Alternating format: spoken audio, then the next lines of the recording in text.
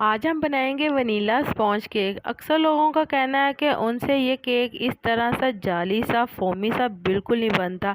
कभी सख्त होता है, कभी हार्ड होता है, कभी अंदर से कच्चा और बाहर से पका हुआ होता है, और यहाँ फिर ये होता है कि नीचे ये बैठ जाता है और अच्छे से ये फूलता नहीं है। यकीन माने ये केक जितना बाहर से क्रिस्पी और अंदर से उतना ही सॉफ्ट और मुंह में घुल मिल जाने वाला है। तो आपको मैं कुछ टिप्स बताऊंगी जिसको अगर आप फॉलो करेंगे तो आपका केक भी बहुत ही अच्छे से राइज होगा और बहुत अच्छी तरह से तैयार होगा। बिस्मिल्लाहिर्रहमानिर्रहीम, अस्सलामुअलैकुम जी। क्या हाल चाल है आपके? उम्मीद करती हूँ आप सब खैरियत से होंगे। अल्हम्दुलिल्लाह मैं भी ठीक हूँ। तो आज मैं आपके लिए बनाने वाली हूँ वनीला स्पॉन्ज केक। बहुत ही मज़े का सॉफ्ट सा मुंह में घुल मिल जाने वाला केक है। यकीन माने बहुत ही मज़े का तैयार हुआ है। आप देख सकते हैं जाली नुमा सा ये बना है। आपको मैं सारी टिप्स और ट्रिक्स बताऊंगी जिससे आपका केक बहुत ही शानदार तैयार होगा। तो चलें जी, शुरू करते हैं आज की इस मज़ेदार सी रेसिपी को बनाना। तो इसके लिए यहाँ पे मैंने ले ली है दूध उबालने वाली पतीली। आपके घर में भी ये पतीली मौजूद होगी, आप भी इसके अंदर दूध बॉयल करते होंगे। तो आपने ये पतीली ले लेनी है, या फिर आप कोई भी मोल्ड ले सकते हैं केक बनाने वाला, या फिर आप बर्फ़ के जो छन्ने होते हैं वो भी इसके अंदर इस्तेमाल कर सकते हैं। तो पतीली में हम 1 टीस्पून ऑयल शामिल करेंगे और ब्रश की मदद से अच्छी तरह से इसे पैंदे में और साइडों पर लगा देंगे। तो आपके पास अगर ब्रश नहीं है तो आपने हाथों को अच्छी तरह से वॉश कर लेना और इसे अच्छी तरह से हाथों से लगा लेना है। इसके बाद यहाँ पे आपने बटर पेपर ले लेना और बटर पेपर को इसके साइज़ का कट कर लेना है, और बटर पेपर को आपने नीचे लगा देना और ऑयल वाले ब्रश को आपने दोबारा से इसके ऊपर अच्छी तरह से लगा देना है। तो केक बनाने से पहले मोल्ड को आपने पहले रेडी कर कर रखना है। इसके बाद हम नेक्स्ट स्टेप की तरफ चलते हैं। तो यहाँ पे हम ले लेंगे 1 कप मैदा। मैदे को आपने अच्छी तरह से छान कर इस्तेमाल करना है, क्योंकि जब आप मैदे को अच्छी तरह से छान कर इस्तेमाल करेंगे तो आपका केक अच्छी तरह से राइज होगा। तो इसके बाद हम इसके अंदर 1 टीस्पून शामिल करेंगे बेकिंग पाउडर, और साथ ही इसके अंदर शामिल करेंगे बेकिंग सोडा 1/4 टीस्पून। 1 चम्मच का चौथाई हिस्सा हमने बेकिंग सोडे का इसके अंदर शामिल करना है, और 1 टेबलस्पून हम इसके अंदर शामिल करेंगे बेकिंग पाउडर।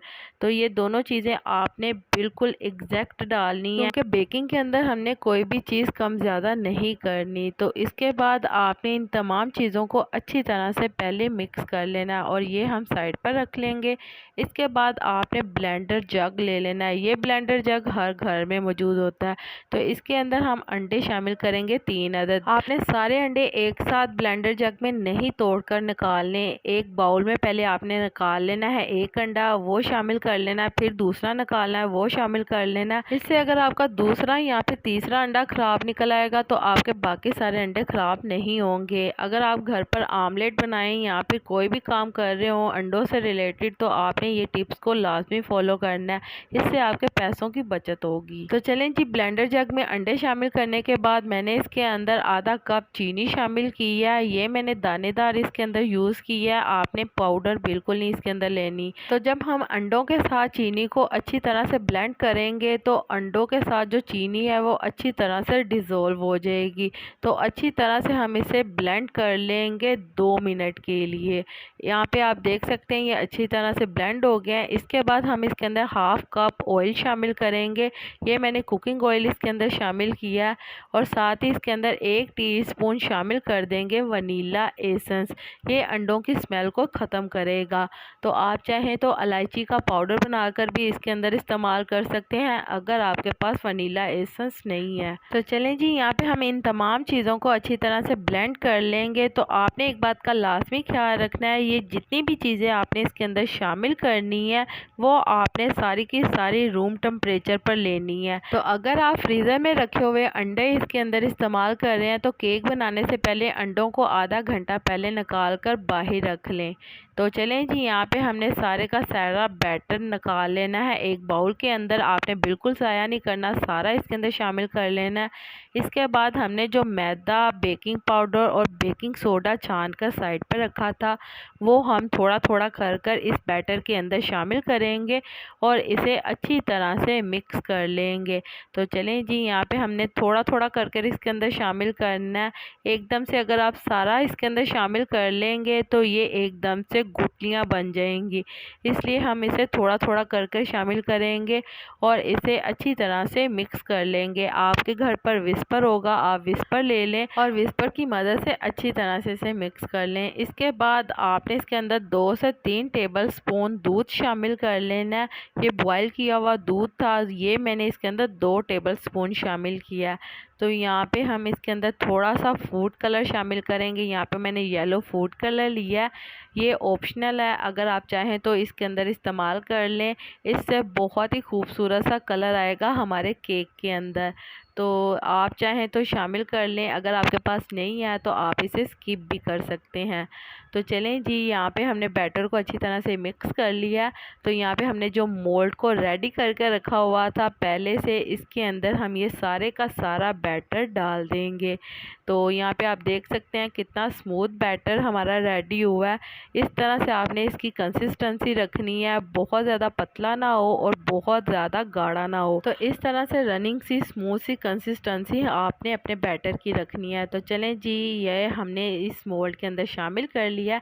इसके बाद आपने टैप करना है इसको 1 से 2 बार, ताकि इसके अंदर बबल्स ना बने। इसके बाद यहाँ पे आपने कोई भी पतीली ले लेनी है। तो यहाँ पे इसके अंदर हम स्टैंड रख देंगे। आपके पास स्टैंड घर पर मौजूद होगा, अगर वो भी नहीं है तो आपने कोई भी प्लेट इसके अंदर रख लेनी है, लोहे की या स्टील की। तो वो नीचे रख के उसके ऊपर आपने केक रखना है। तो पतीली को आपने पहले हाई फ्लेम के ऊपर 5 मिनट के लिए प्री हीट लाजमी करना है। उसके बाद आपने इसके अंदर ये केक रख देना है और उसको 5 मिनट के लिए तेज़ आग के ऊपर आपने वैसे ही पकने के लिए छोड़ देना है बंद करके। उसके बाद आपने इसकी आग बिल्कुल स्लो कर देनी है।